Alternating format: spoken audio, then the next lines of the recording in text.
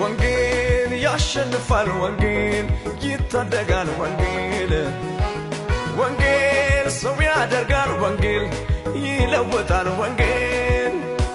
ወንጌልን ይዞ የምን መፍራት ተናገር እንጂ ላልሰሙት ቤት ወንጌልን ይዞ የለም የዋላ መሄድ ነው እንጂ ከኢየሱስ ጋር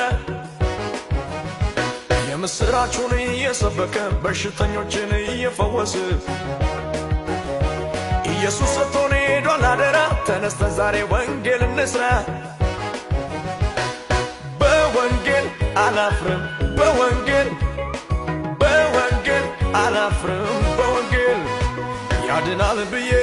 እናገራለሁ ገጠር ከተማ